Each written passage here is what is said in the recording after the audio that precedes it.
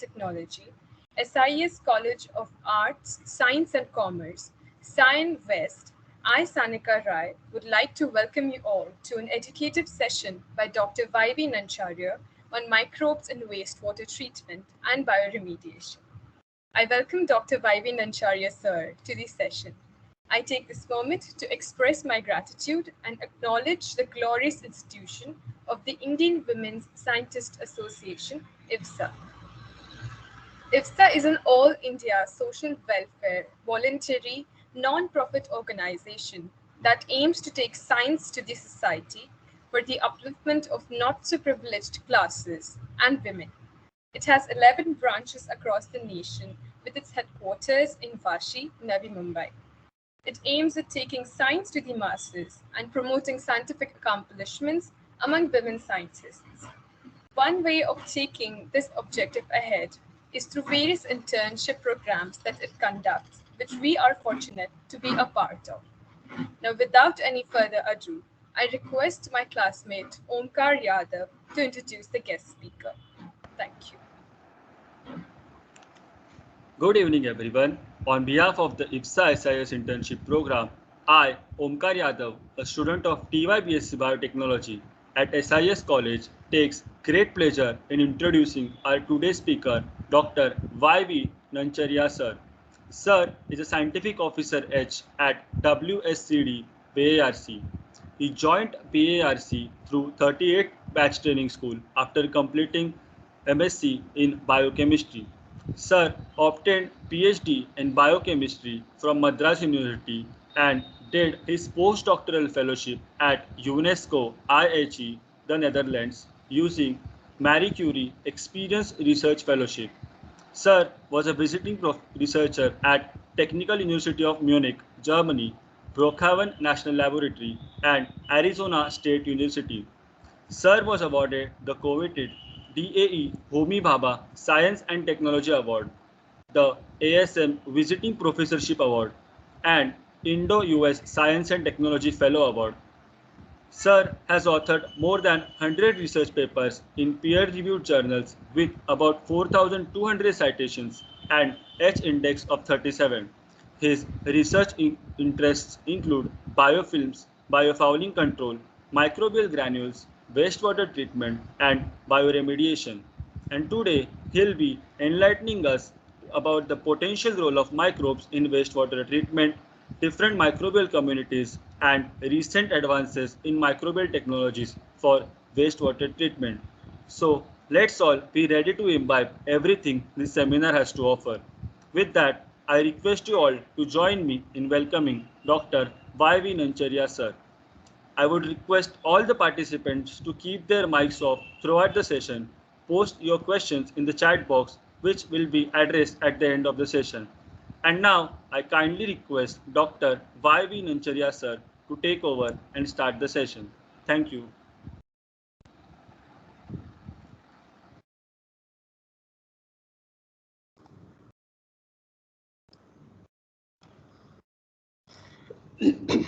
Thank you. Thank you very much.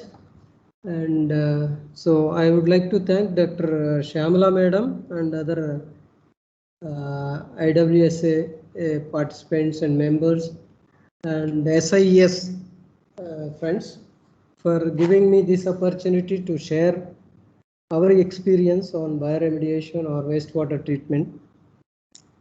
Am I audible?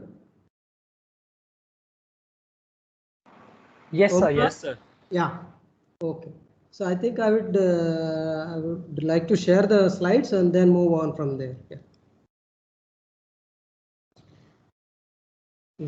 First is screen one. Yeah. And it could have open. Okay. Yeah, you can see the slides, Mr. Omkar. Yes, sir. Yes. So I would so as part of this technical talk, so I would be presenting my personal view on some basics of microbiology, that is on culturability, mixed cultures and biofilms, and then From there, I will move on to bioremediation, essential to distinguish differences between bioremediation and wastewater treatment, and little more on wastewater treatment. Finally, I will present a case study on our work and from lab to the field, and then at the end, so we'll have a concluding session. So we are actually in the microbial world. So microbes are little ones, and then little ones, and among that whole-celled organisms, which does a lot of jobs for us and which also does a lot of problems to us. So we have both the negative side to it as well as the positive side to it. And I would like to focus my talk on bacterial based systems. So in microbiology, so we often deal with the cultures. So whenever somebody is working on a microbiology, so they face the question, which organism are you working? What is the type of organism, and so on and so forth. But in nature, these organisms they don't live as individual cultures. In the environment, they do live as communities like we do live in the society. So apart from that, and there is a realization that majority of these organisms present in the nature environments cannot be cultured in the laboratory. So we often use Petri plates for culturing them, but we get only fraction of them. So how do we know that? Because when we do see through the microscope, we can see there is a discrepancy in the number of organisms or counts which we see through them through the microscope and the ones which we get on the plate. So it is known that we can only culture a small fraction, that is less than 1% of the total organisms present in the, for example, seawater. Especially, this is true especially with the oligotrophic environments. That means environments which have less nutrients. But in the lab, we provide a best or rich media to culture them. Somehow we fail to culture most of them. But there is efforts are going on to improvise the methods wherein this culturability can be increased. For example, some environments, the culturability can be up to 10%. So there is I would like to drive the point here, there is a need to study the organisms which are not culturable also. So therefore, there is a need to study organisms in the nature without culturing them. So there is another one, like early studies of microbiology, 1800s, that if you don't work with pure cultures, it was not considered as actually science. But there is a realization later that so these microbes really do not exist as pure cultures in the natural environment. So they do exist as a polymicrobial communities. Hence, there is a need for us to study them as mixed cultures rather than single organism or pure cultures, especially in planktonic mode. So typically, bacteria are studied as single-celled organisms in cultures. So in aerobic conditions, Erlenmeyer plots are used where in the medium, when the growth, you can see it as a turbid, which is mostly suspended growth, which is typically in the form of planktonic growth. Under anaerobic conditions, again it is in the form of a suspended growth, which is in the planktonic. Planktonic, nothing but a suspended organisms in the liquid medium. But there is another paradigm shift in microbiology, because when the marine microorganisms were being studied, there was a realization that most of the organisms are actually preferably going on the surface. So that means that another term came into the picture, that is what is called as a biofilm. So biofilm is nothing but a microorganisms on a surface. So therefore, this field, the study of biofilms have become a major topic of after 1970s or in the last 2 decades. So because there is a big difference when the microbes are growing in suspension or on the surface, vis-a-vis on the surface. The definition of biofilm is like it's a microbial community or heterogeneous microbial community on a surface which is often enclosed or enmeshed in an extracellular polymeric matrix, which is actually produced by the microbes themselves. So the attachment, the surface could be either biotic surface or abiotic surface. So it could be like animals the surface or inside the body or on the surface of implants and so on and so forth. So when it comes to the cell-cell attachment, bacteria have the ability to attach to another bacteria of the same genus or another genus, but at the same time bacteria also attach to the surface. So both cell surface as well as cell attachment comes into the play. So these are some of the images to show how the biofilm appears on a surface, on a typical surface, glass surface grown in the laboratory. Whereas it is like it can be of a millimeter sized thick film in case of some natural environments, like a slimy layer on fountains and some other regions. So the biofilm is also referred when this is essentially the top two pictures refers on a flat surface, growth on a flat surface, whereas the growth can be on a particle which is submerged in the water or floating on the water medium. So here the typically red one is like a oil droplet, and then surrounding growth is a bacterial attachment, and it is growing like a biofilm. So essentially hexadecane or oil diesel droplets suspended in seawater, and on which the bacteria are growing like a biofilm, essentially to grow as well as to utilize the hydrocarbons. So it's like a particulate biofilm. So there are like, it's not just that the biofilm is on a flat surface, it can be on a particulate surface which is has a 3 dimensions. So to sum up the differences or the uniqueness of the biofilms, like it is one of the predominant bacterial growth mode in natural environments, and when they are growing like on surfaces, they behave like a quasi tissues, though we consider them as unicellular organisms, but multicellular characteristics comes into the picture because they are growing like a communities on the surface.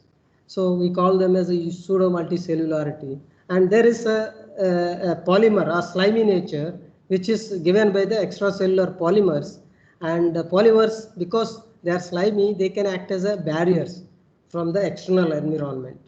And due to the differences in physicochemical heterogeneity, microbes within the biofilm differ in terms of their cellular activity and response to the biocides.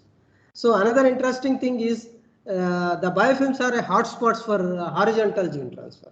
So it can be a good medium for either propagating the gene transfer, especially plasmid mediated gene transfer across the different organisms within the biofilms.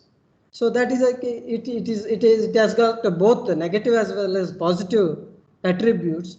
When it is associated with antibiotic resistant genes, it is a negative thing for us because spreading antibiotic resistant genes is not so good.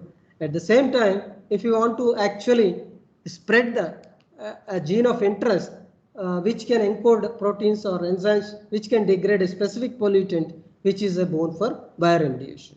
So the most important aspect is because of these various attributes, the biofilms are the aggregates which behave or differently from the planktonic cultures which have been studied for centuries for developing biocides or antibiotics. So as a result, the biofilm, the cells which are present in biofilms are much more resistant to the treatment scenarios or biocides or antibiotics. So therefore, one needs to consider biofilms into while developing antimicrobials or treatment strategies. So just to give some examples, that it's a human body, various infections are mediated through biofilm formation, which could be on the tissue surface or on the implants which are in the body. So classical examples are the yellowing of the teeth. So which is again a biofilm driven process which leads to the dental issues. And then there are other cystic fibrosis or lung infection is very well known. And then there is another aspect is contact lenses. There are various other things which we would not touch upon, but just to show that, so there is bad biofilms or the implications which require special attention in medical field. So it's not just the medical field that biofilms impact. In cooling water systems or various other industries, wherever water is used as a medium, these biofilms or bacterial driven growth is going to be there, and which affects negatively various processes. For example, cooling water systems of the nuclear power plants or any other power plants, biofilm formation on heat exchangers is an issue because it hinders the heat transfer or decreases the heat transfer across condensers and heat exchangers and ship hulls and so on and so forth. And food industries, the contamination of the food is an issue.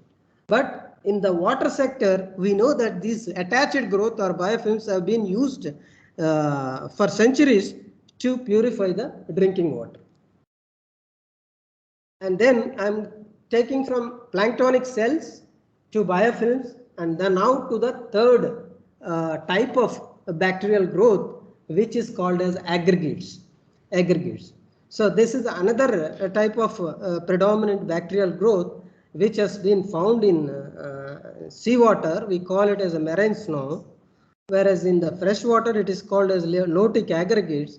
Recently it has been observed that even humans, these aggregates get released and they are formed and then found in the human body. So when we say aggregates, we don't intend to say any intentional surface is involved here. So the cells have the ability to attach to each other and grow like several micron sized particles. So because cells have an ability to attach to each other and form aggregates, these aggregates are much more tolerant than the individual cells. So but in the nature, they are actually playing a role in natural attenuation of contaminants as well as the biogeochemical cycles of elements. So they are friends to us in the natural environments, but when it comes to the health, they are like enemies or they are causing issues. So to conclude that this is considered as a third lifestyle for bacteria as of now. So we have planktonic style growth, biofilms, and then aggregates. So now we'll move on to the actual topic of today's presentation. That is on the applications of biofilms or microbes. So I have chosen two topics because as such bioremediation has been studied as one of the discipline in environmental biotechnology, and wastewater treatment. There is always a inter-use of these terms, both the terms. But there is a distinct difference between bioremediation and wastewater treatment.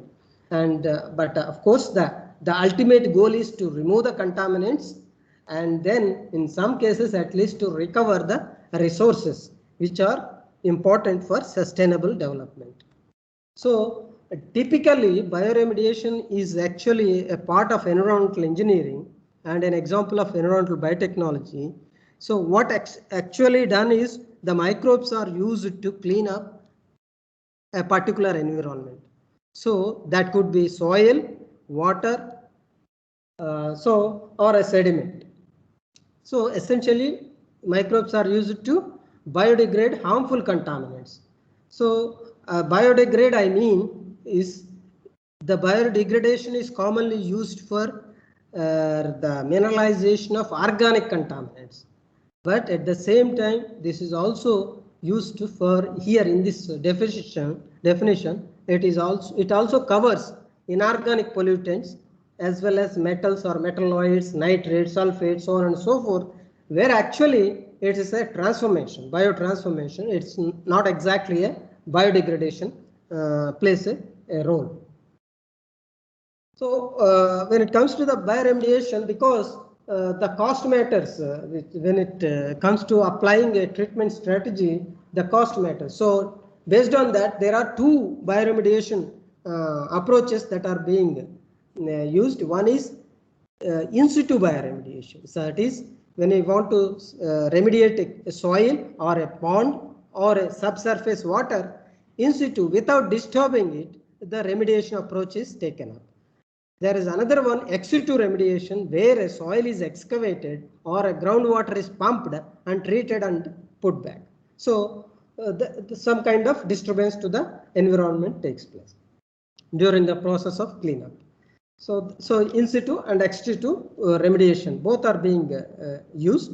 And then it is like microbes are there actually. In most of the environments, we do find the presence of microorganisms. However, their activity is limited because the conditions are not suitable for either their growth or their metabolism. So therefore, the materials which are required for enhancing their growth or making them to function are added. For example, carbon source can be limited, so lactate or acetate is added to the subsurface water so that the microbes can start growing. As a result, the desired cleanup is achieved. So the process is called biostimulation. It is often injection of organic carbon source or some nutrients like nitrogen and phosphorus are added. So there is another approach sometimes, so the addition of microbes, specialist organisms or degrading strains or enzymes are added to speed up the bioremediation process. So in either case, bioremediation is essentially to actually remediate a particular environment. And then there are a number of compounds that can be removed by or pollution can be decreased using bioremediation. Some of the compounds I have listed like hydrocarbons in the case of oil spills. Then there are chlorinated organics, pesticides 2,4-DA, and then explosives like dinitrotoluene and trinitrotoluene. Some of the compounds are recalcitrant. That means they are not that easily degraded. They take more time for the degradation. So apart from organics, there are like a bunch of inorganic compounds, metals, metalloids. So in this case, the last part, so transformation of one form to another form plays an important role in either decreasing the mobility as well as decreasing the toxicity of the contaminant. So then I will move on to the wastewater treatment from here.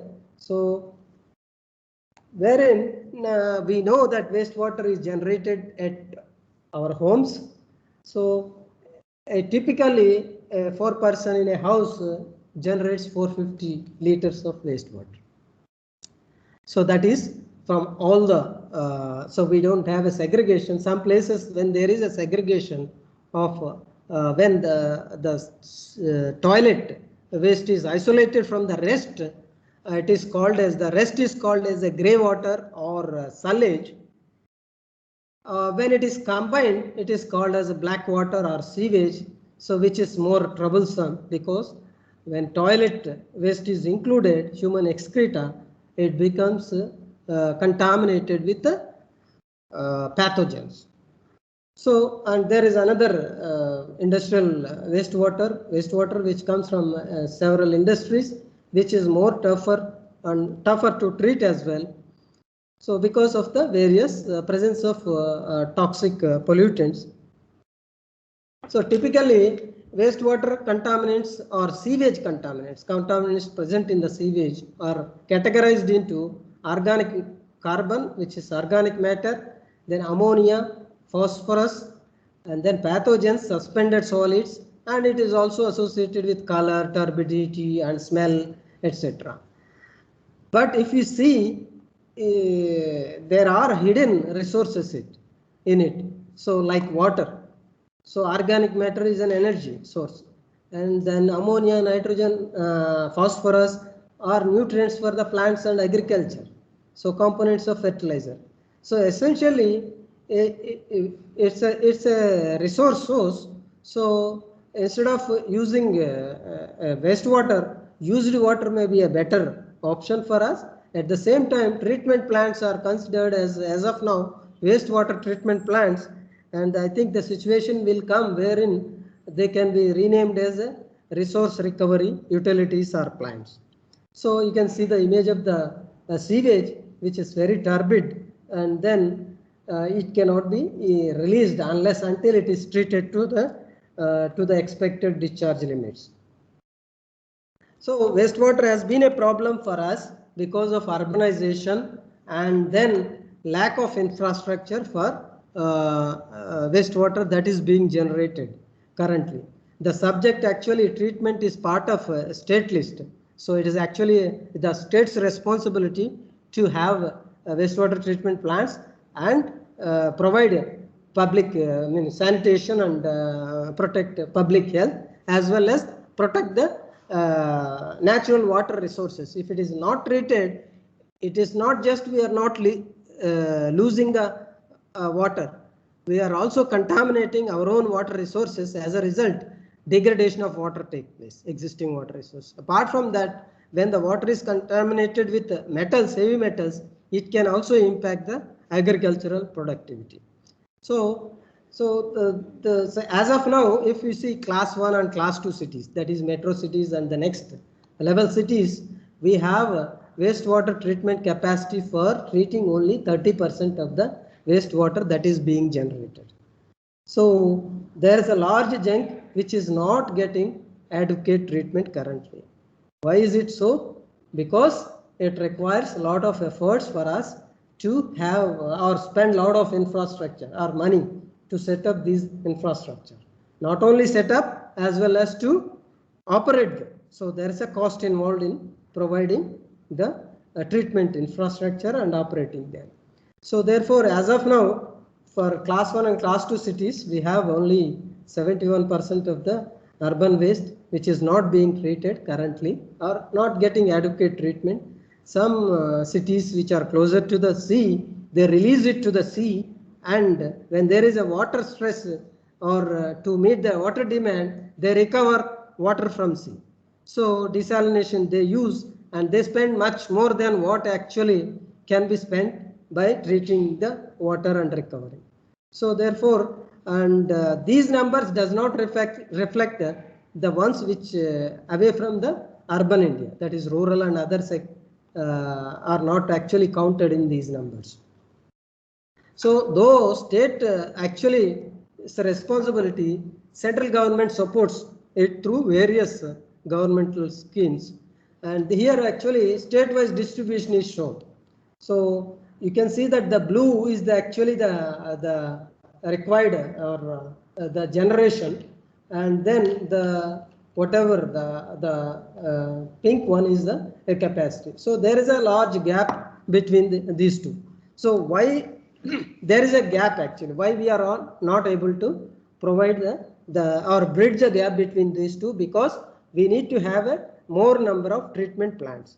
So which incurs a lot of capital cost, as well as daily operation requires operational cost. So there is another reason is that some of the plants or majority of the plants, so they need to work efficiently. When though plant is there, it is not working to the required limit. It is not performing to the as per the design. Then again, it is like as good as that it is going to pollute. So therefore, there are challenges. So because of that, so there is always a need, especially in a countries like us, development of newer methods which can be cost effective. At the same time, they are scalable to the required because most of the challenges are for the large scale plants. So typically, if you see, wastewater is passed through a set of unit processes. So from raw sewage, it passes through filters, then clarifier, then biological treatment. At the end of it, there is a disinfection, etc. So there are several units in the series. So there are physical processes, there are chemical process and biological process. So biological process is actually cost effective. So, and moreover, the microbes are the little ones, especially bacteria. They do the job of removing both suspended as well as dissolved contaminants. And most of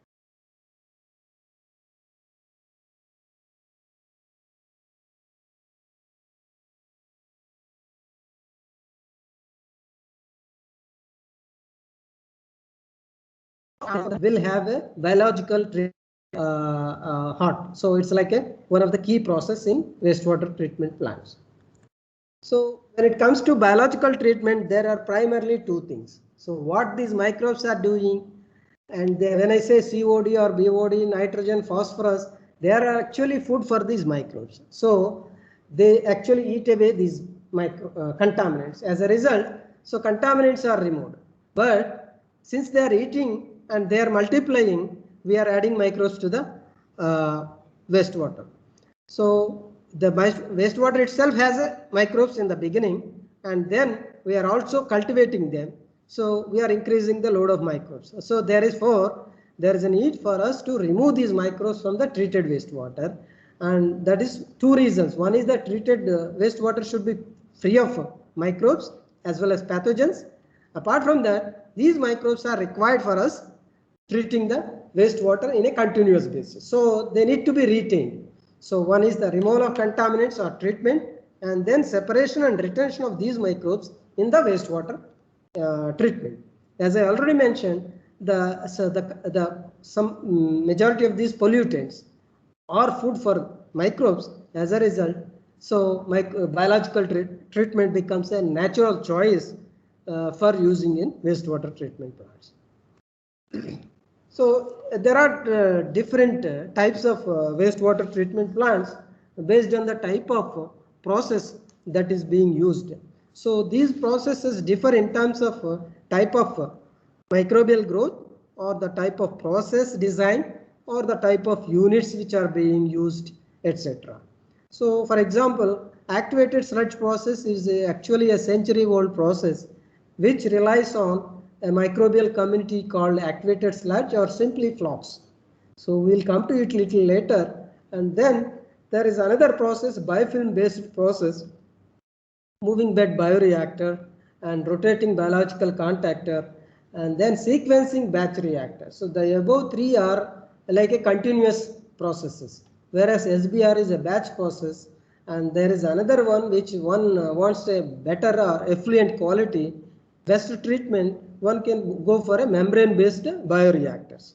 So it is like we are using microbes for degradation and membrane for filtration. So essentially you get a better effluent quality at the cost of higher membrane cost as well as higher treatment cost. So, and then there is a recent development wherein activated sludge can be converted into granules. So that also has certain advantages. So in the subsequent slides, so we will be discussing mainly on the initial process that was developed, conventional activated sludge process, and then our widely adopted process, and recent process, which is actually again an improvement to the existing activated sludge process. Activated sludge, actually it was like in 1914 or something like that in London, the rivers, actually River Thames, I think it was actually stinking like, it was also called as London Great Stink. So it was stinking heavily because there was actually inflow of human excrement as well as the industrial effluents into it. So then the two chemists actually what they brought this water to the lab, and they started to mix it by means of aeration. So till then, aeration was not used for treating the sewage or wastewater. So it was the first time they used aeration, and then within a day, then after aeration, they left it under idle condition. So some sludge was getting settled up, and they used this sludge for treating another batch of this water, contaminated water. So likewise, they were accumulating sludge in the flask, and then water is getting clarified. So then this, because it was called as a sludge because probably the microbiologists would have been named differently, as the invention was brought out by chemists. So they thought it is some sludge, it is doing the job at that point of time. And then it was also called as activated because it is doing the job, activated to do the job. So that's how activated sludge name came into the picture. And then it is actually within years it was picked up, and then it was used for building large scale wastewater treatment plants across the world. And recently a century has been celebrated for this. And then even in India, our most of wastewater treatment plants, they rely on activated sludge. So it is nothing but biosolids. So instead of, in other words, it is like a microbial community with some inorganic solids and extracellular polymeric materials. So typically, this activated sludge is used in a two-tank configuration. So one is a aeration tank, another is a clarifier or secondary clarifier it is called. I already mentioned that there are two important processes. One is the treatment, another is removal and retention of the microbes for further treatment. So aeration is done for treatment in the first tank, and then this water goes to another big tank wherein the microbes get settled, and those microbes or activated sludge is returned back to the first tank. So it's a continuous process. This was serving to the society actually, so to provide better sanitation. So two tank configuration. However, our demands have increased because now this requires a much larger space which we cannot provide in the urban areas especially. So, and there are other difficulties like this can efficiently remove BOD, organic matter, but it is not possible to remove phosphorus efficiently in this process. The P removal is such that it requires alternating anaerobic and aerobic conditions that cannot be provided here because it is continuously aerating the system. So why P is important, why ammonia is important? Because BOD removal is fine, but this water when it goes to either storage tank or it is released, and it is going to add NNP to the systems, or input, it is adding NNP to the receiving water bodies, because NNP are typically in low concentration in the natural waters. Whenever there is an input of these nutrients, algae starts growing. As a result of that, at some stage eutrophication of the water bodies takes place. That is typically observed. So if we want to really have an NNP removal in this system, in the conventional system, we have to further.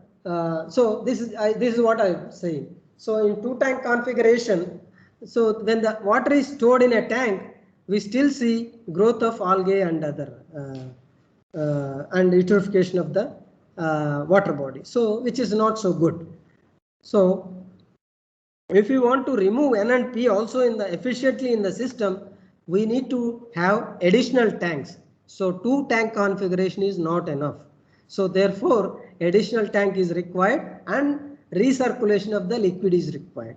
So this is adding actually complexity to the process as well as the cost and space requirements. So but it does the job, but at the cost of additional infrastructure, land, etc. and cost. Why this is required, like separate clarifiers are required in the case of activated sludge. So why not the biomass or microbes can be separated in the aeration tank itself? Because these flocks, they are about 100 microns in size, and they are typically comprised of several filamentous organisms. The growth is such that it will have, apart from rod or coca shaped organisms, these filamentous organisms will not give the required sedimentation qualities or settling abilities to the flocks.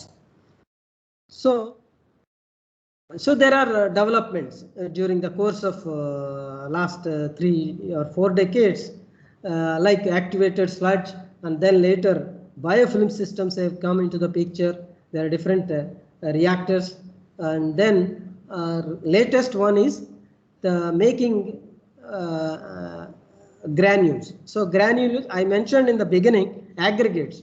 Aggregates are about 100 micron, whereas the granules are typically much bigger. It can go up to 1 millimeter, and in the lab it can go up to few millimeter as well. So when the microbes are grown like bullets, so they have advantages, certain advantages, so which we will discuss in the coming slides. So just to have some discussion on this. So there are different names like sludge. It is always called as sludge because these microbes are, the plants are built by the civil engineers, typically civil engineers or environmental engineers. So I think but I prefer to call them as a granules, and which are actually dominated by the bacteria. So they are like a bacterial laden granules. So when they are formed in anaerobic conditions, they are called aerobic granules. Under aerobic conditions, aerobic granules. So after activated sludge, so there was some development. So activated sludge for aerobic treatment. So there is a difference, clear difference between aerobic treatment and anaerobic treatment. So under anaerobic treatment, so it is not possible to remove ammonium efficiently, also phosphorus.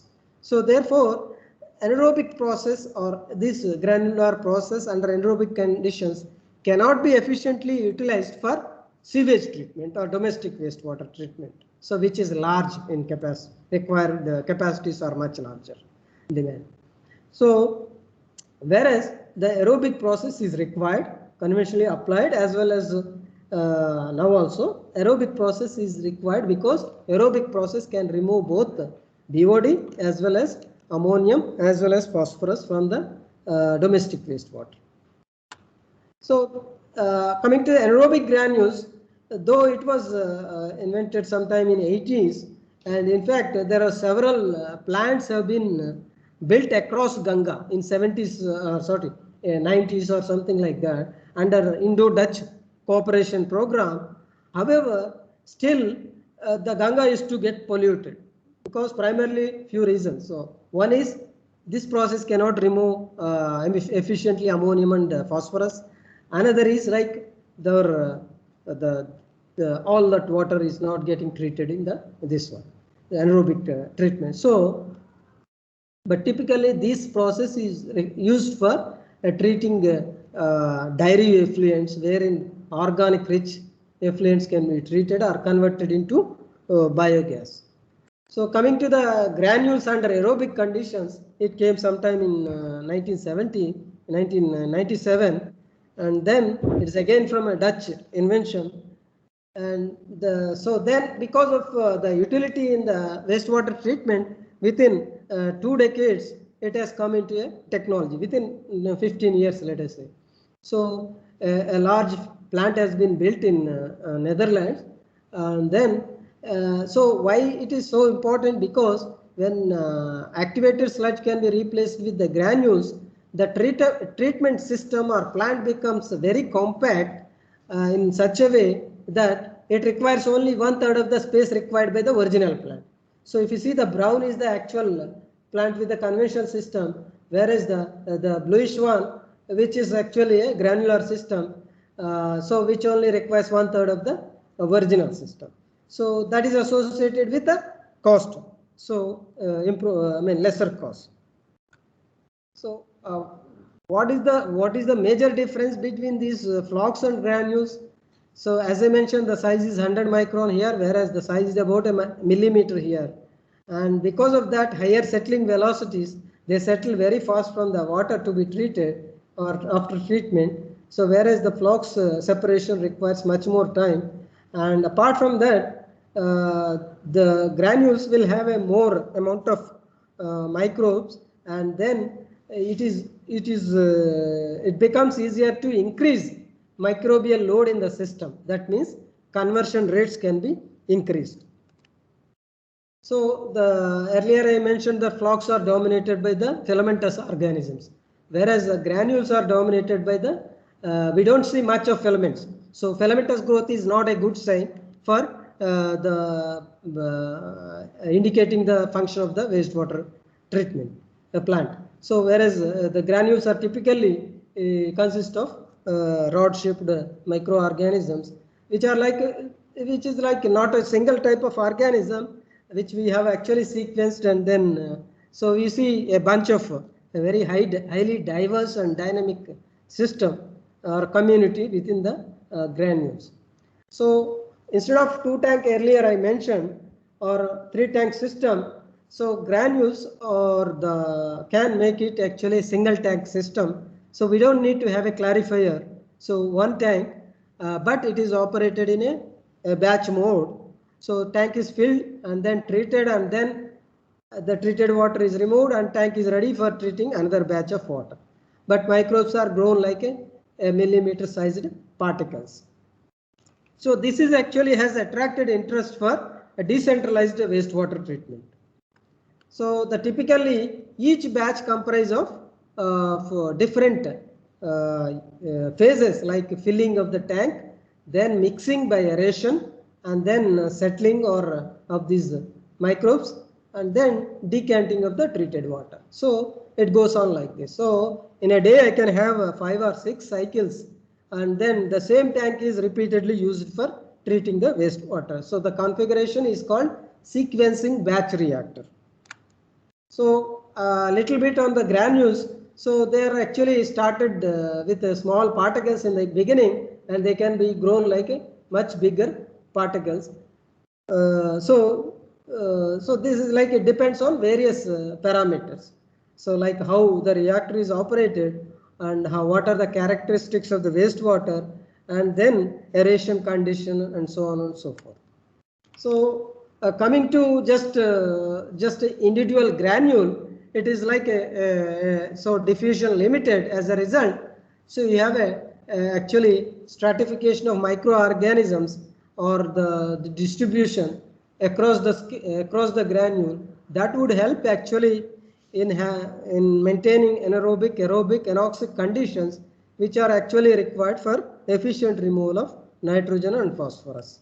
So these granules actually what they are doing basically, or any for that matter microbes, they are doing actually COD is converted to carbon dioxide, and some of the carbon is using for making new cells, and ammonium is actually converted to nitrate, and then to nitrogen gas, and phosphorus is accumulated by the cells. So essentially the water becomes clear, treated water, it can be used for reuse, and the biomass gets generated, which is rich in CNP. So that is like a manure. However, the sludge will have pathogens that needs to be handled properly before using it as a manure.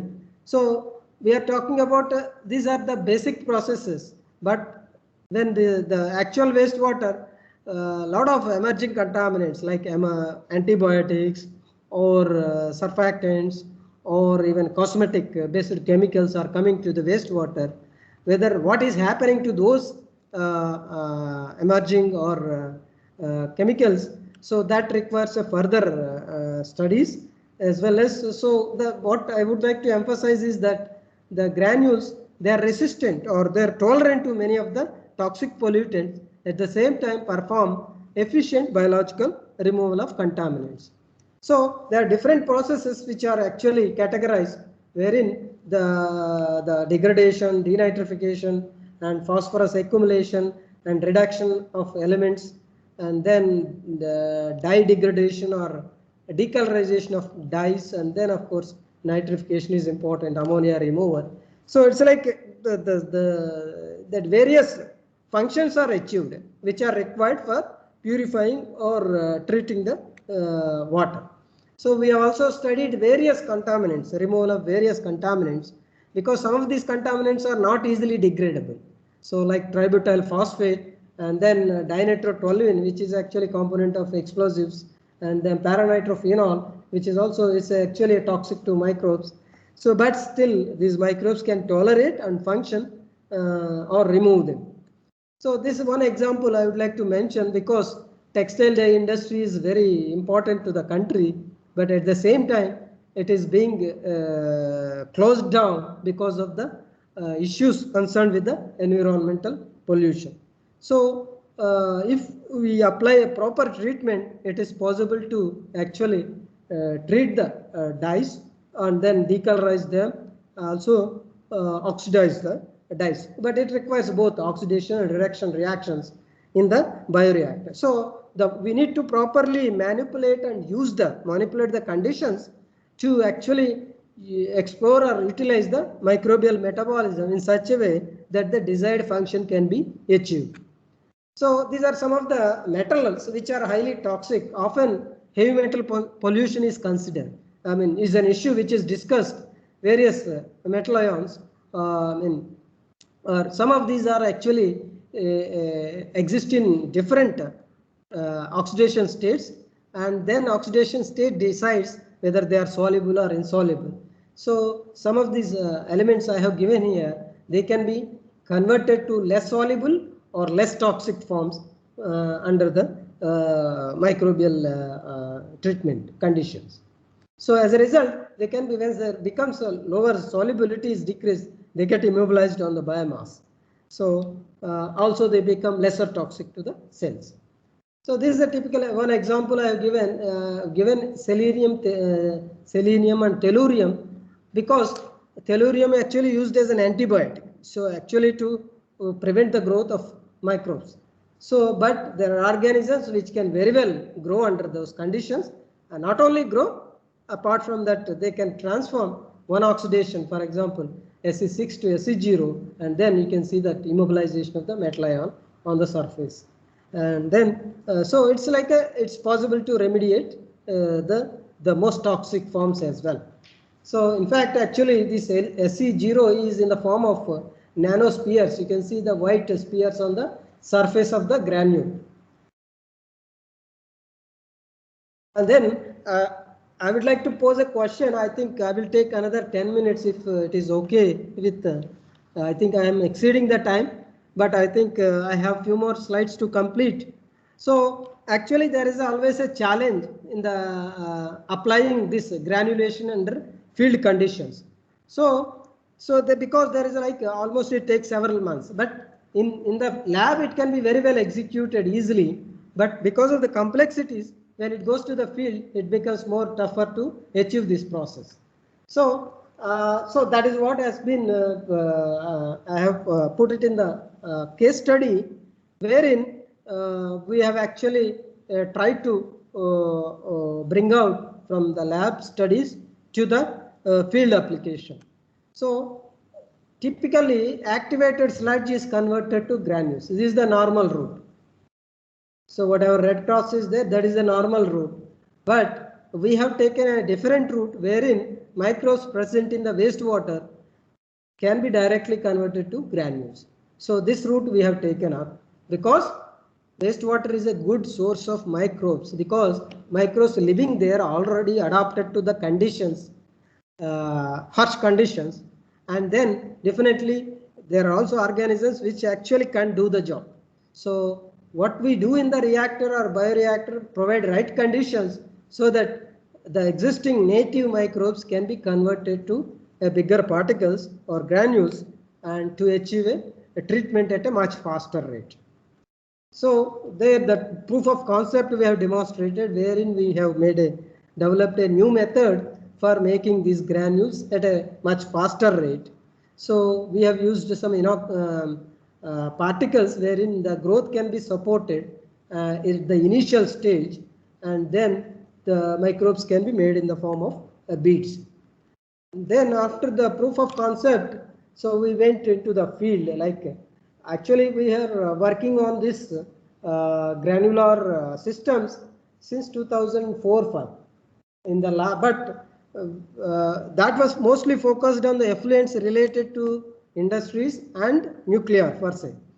So, but in the last 4 or 5 years, we have actually expanded it and then wanted to make use of it for treatment of sewage. Sewage is much softer compared to the industrial effluents.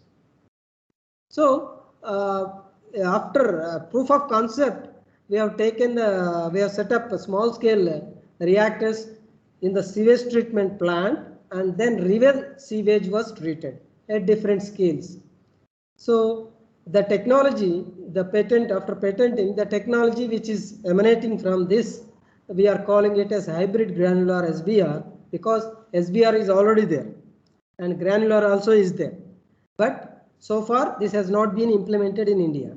And since we have a new method for granulation, so that's what is called as hybrid granular SBR, because it has a better features than the existing SBR as well as the conventional activated sludge treatment plants. So what we demonstrated in the field trials, development of well settling granular sludge compared to the activated sludge, and then very efficient treatment within 4 hours or 3 hours of batch. So also the treatment actually is conforming or giving better results than the what is required. So after the field trials, so a full-scale treatment plant has been set up in Kalpakkam, and this plant actually can treat about wastewater from 270 to 300 houses.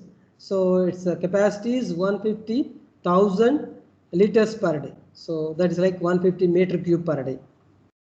KLD. And this plant has been in operation for last 1 year. And different and it has a control room, so it is like the plant is completely automated and only manual supervision is included, and wastewater is treated here biologically, and then at the end it is filtered and then used for gardening purpose.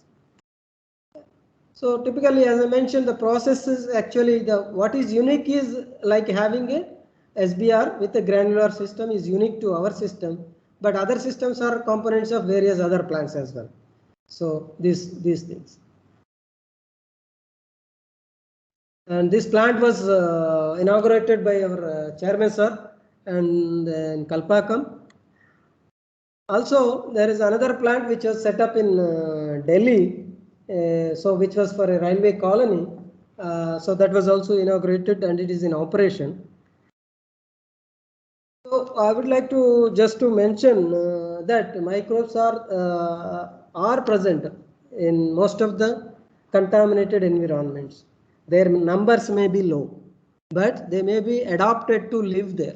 So that approach, I feel, making use of those microbes and then manipulating the conditions, and that will give a better results in terms of when we do for improving or providing a treatment for the system or contaminant removal, whatever.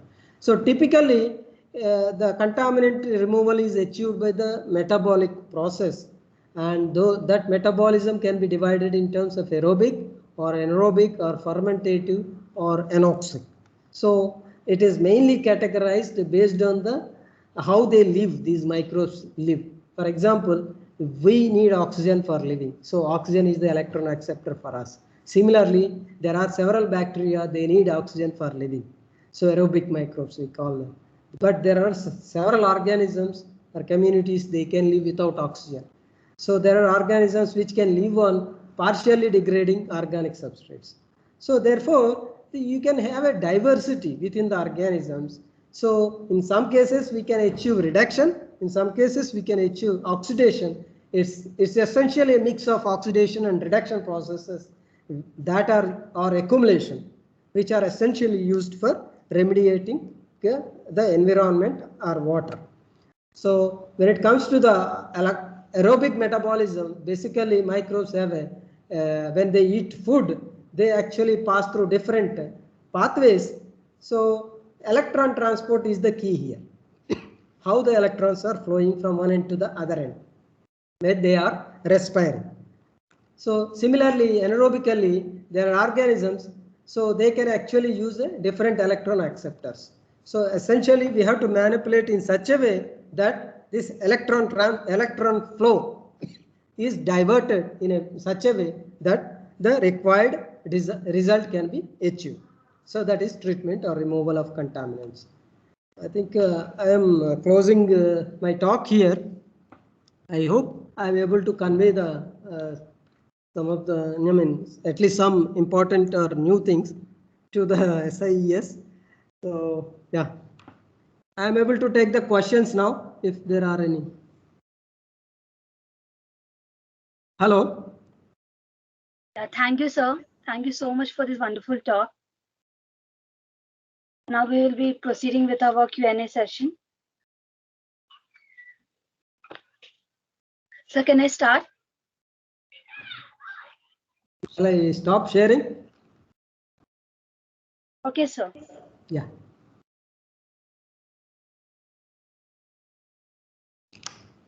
So the first question is from Lisa. How can wastewater treatment solve the problem of microplastics? Yeah. Yes, you are putting a very difficult question. So this is an emerging topic, and what I understood is it is not going to solve, but microplastics are retained in the wastewater treatment. What I understood, because most of them are hydrophobic in nature, they are entrapped in the biomass. So the treated water will have less of those microplastics. However, when we are dealing with the sludge or the biomass, we need to be careful that we don't disperse these micropollutants again, or microplastics. So, but I think wastewater treatment plants are playing some role in at least stopping their movement further in a way. But I think otherwise, no. So as of now, I think because their degradation is very, very slow. In treatment plants, it's not possible because the treatment plants have to be very fast. So we'll have a shorter water retention time. So we'll have 4 hours or 6 hours, not more than 20 hours of retention time. It is not possible to degrade them within 24 hours in the treatment plant. Thank you, sir. Yeah. Next question is from the same student, Lisa. Can biofilms be used to clean rivers? Clean the? Can biofilms be used to clean rivers? Yeah. Actually, biofilms on the sediments, on the riverbed, soil grains, etc., and also on the as a lotic aggregates. So they are doing the job. So there is something called, we call it as a natural attenuation. They are already doing the job. So, but the input is much more than the whatever removal is happening. So that's where we see contamination. So prevailing in the rivers or static water bodies. So one way is we can stop the entry points of pollution wherever effluents are getting released. We can treat in either biofilm reactors or in the granular reactors and then release those effluents. But in a static bodies, we can still use enhance biofilm growth and improve the treatment. But in rivers, in situ is somewhat difficult. Otherwise, we have to pass the water through permeable reactive barriers or something like that.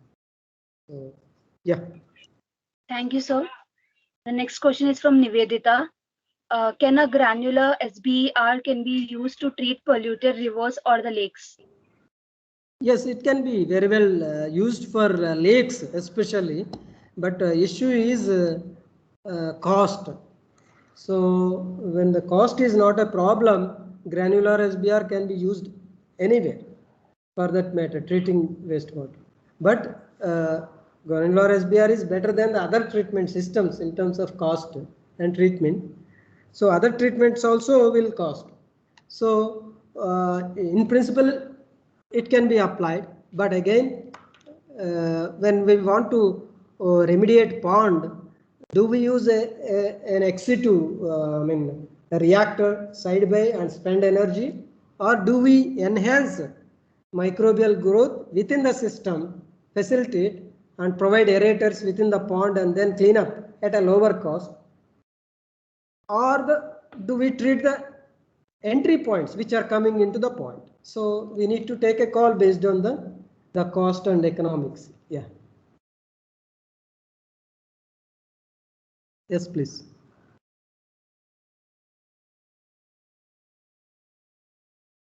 I think you are not Manas sir, audible. you're muted, please. Yeah. Can you please repeat? Sorry. The next question is from Ali Ahmed.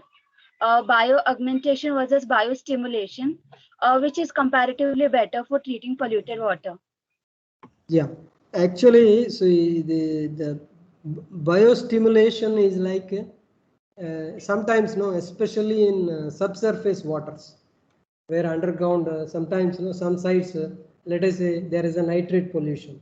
Many underground waters, nitrate pollution or arsenite pollution, or some cases uranium. In those cases, so the taking that water up and then treating is not economical. So one can actually inject lactate or acetate to facilitate those organisms to grow. So they can actually do the cleaning job. So that way biostimulation has a better advantage. But when sometimes, no, so when the for example, particularly when organisms are added to the system, sometimes these organisms will not be able to compete or cope up the environment. So biostimulation can be a better approach than the bioaugmentation in that sense. Thank you, sir. The next question is from Omkar. So, activated sludge is composed of what all bacteria? Are they mainly extremophiles? Yeah, yeah. Actually, so this is the issue. So I said culturability is the issue. Another is we have a sequencing techniques. So we cannot culture. So if we culture, no, we will only get a handful of organisms, and we are underestimating the organisms present in the actual activated sludge or granules. So if we do sequencing, if we take DNA and then give it for sequencing, there also sequencing technique has its own some, though we get some diversity, some cases sequencing depth is limited, and as a result, we do underestimate the community, actual community. But it is like, I would prefer to call it like a ammonia oxidizing bacteria rather than Pseudomonas or Staphylococcus, etc., bacillus. I prefer to call it like ammonium oxidizing bacteria, nitrite oxidizing bacteria, group of organisms with a phenotypic function. So like phosphate accumulating organisms, so on and so forth. So it is like a black box. Still, these communities are considered like a black boxes. Yes, please. Yes, sir, that's for all the questions. Yeah. Thank you so much, sir, for clearing all our queries. Now I urge my classmate Pavitra Rai to deliver the formal vote of thanks. Thank you.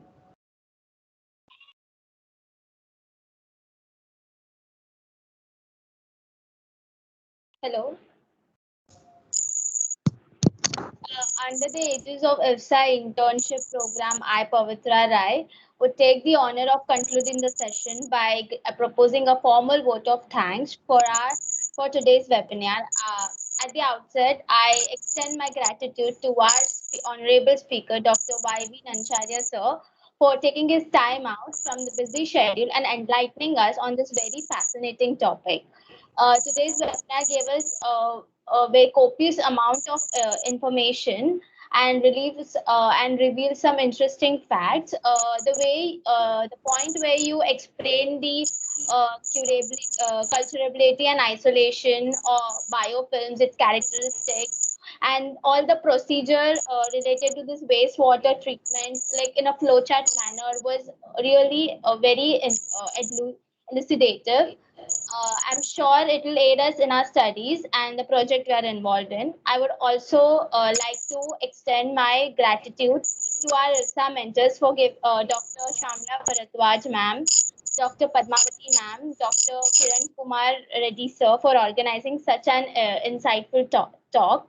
I would also like to thank Dr. Tara Menon, Vice Principal and Head of the Department of Biotech, and all the faculty members for helping us out to put this event together. I'm indebted to all who have helped us in making this seminar a resounding success. Thank you.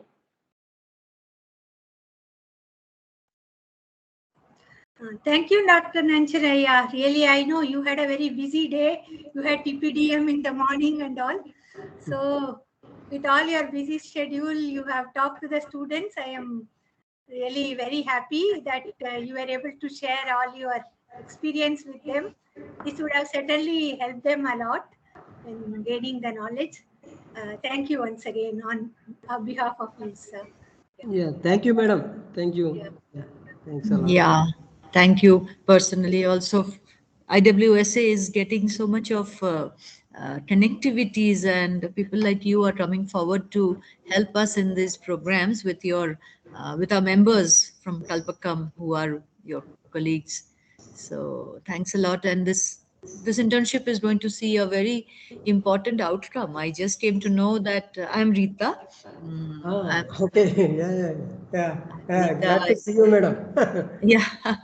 I'm from 38th batch, Hema. Yes, I know I very still well. remember you. Yeah.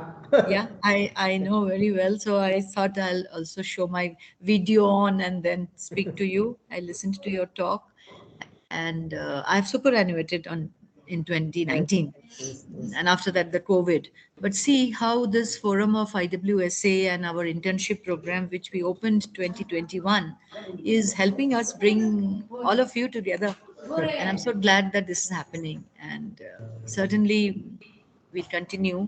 And I would also take an opportunity to tell that, our members, Padma and others who are branch members of Kalpakam, if something more can be done for more memberships, more interactions, and programs together, we are also going to turn 50 very soon. And Okay. I'll tell, and Padma is in the loop, so she will know. Yes. Yeah. We can plan something with all of you helping us to organize things for more community activities. Yeah, Yeah, definitely. Yeah. sure. Thank you. Thanks, and Yeah, nice glad to be listening. part of it. Yeah. Thank you. Yep. Thank you. Bye. Bye.